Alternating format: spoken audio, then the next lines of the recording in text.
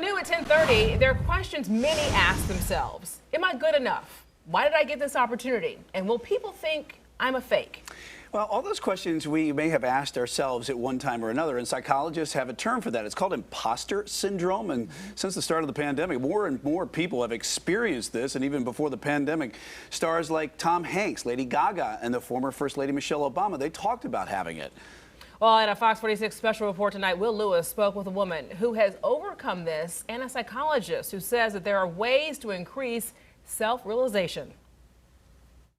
2020 was a rough year for a lot of people. The pandemic, working from home, and not seeing loved ones. This last year has kind of been transformative for me, and in self-doubt and being just like a solitude and being on my own out here in Charlotte. That self-doubt and not feeling good enough is what psychologists call imposter syndrome, the persistent internal fear a person will be found out to be a fraud. I've been going through lots of anxiety and depression for probably since I was like 15 years old. So it's very difficult to find yourself when like nothing feels right. And Yeti Essien knows those feelings. Self-doubt started in 2017 when she was laid off from her job right after moving to Charlotte from New York City. If you could imagine, for me, a person who had defined so much of my sense of accomplishment, my sense of achievement by my job title. I was working at a prestigious firm.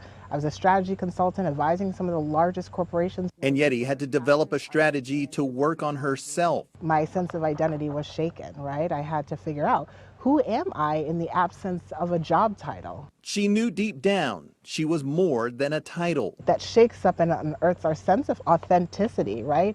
Who we are, our mission, our identity, and the unique value that we have to offer the world. When we realize that everyone feels this on some level, it's liberating to feel that. One of the issues with people that suffer crippling imposter syndrome is they think they're the only ones in the world who feel this way. Organizational psychologist William Sparks is the Dennis Thompson Chair and Professor of Leadership at the McCall School of Business at Queen's University.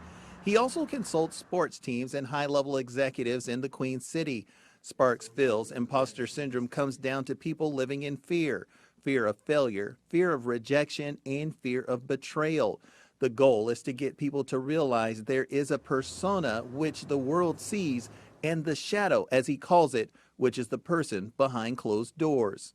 So how do you balance between the persona and the shadow? Sparks says that's the million-dollar question.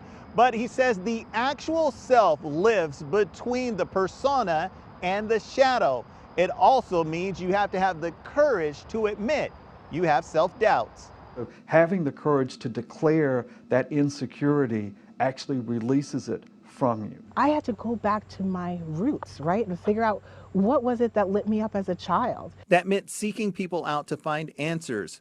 Will Sparks says we can all do it. You can ask them to give you a continue, start, stop. What should I continue to do? Tell me something I should start doing that I'm not doing, and tell me something I should stop doing. And it's time to get rid of those words, imposter syndrome. Rather than the risk of us feeling like imposters of who we think we're meant to be, we risk not fully owning and embracing the fullest expression of who we were born to be. It helped Yeti Essien so much so, she started her own business helping others. And if you're ever in doubt, she says, remember this. I am here to remind you that you are the most valuable player in the game of life. And I see you, and I was put on this planet to help you win. Will Lewis, Fox 46.